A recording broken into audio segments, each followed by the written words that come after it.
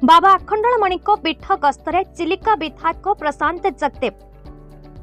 चिलिका विधायक प्रशांत जगदेव साधारण निर्वाचन पूर्व बाबा अखंडलमणि को दर्शन कर ओडिशार परिवर्तन पर बाबा निकट में पहुंची प्रार्थना करते।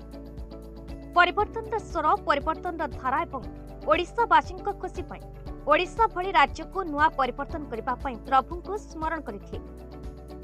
ओडिशा सारा भारत वर्ष आगुआ राज्य हो एवं ओडिशा भली राज्य को अधिकरू अधिक कृषि भित्तिक वाणिज्य क्षेत्र में विकास हो।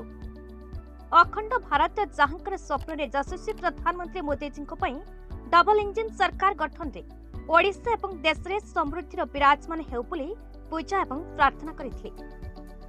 अनेक युवक युवती माने ओडिशा भली राज्य बाहर राज्य को खटिबा को न जाई ओडिशा भली बृहत शिल्प संस्था कर्म नियुक्ति विकास दिगरे उन्नति हेबा पई अखंडलमणि पीठरे प्रार्थना करते।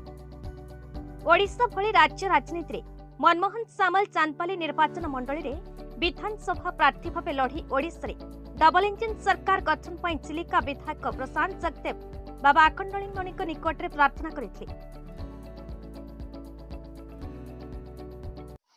अखंडलमणि प्रभु महादेव जी चांदबाली नुह भद्रक जिला नुह सर्वोपरि ओडिशा रे प्रसिद्ध ठाकुर जहाँ पाखरे हजार हजार भक्त प्रत्येक दिन आसती एवं तांको दर्शन करती। तांको दर्शन द्वारा लोकों मनरे थाए जे सबु पाप खंडन हुए एवं प्रभु तांको आशीर्वाद करती एवं नुआ स्वप्न तैयारी करती।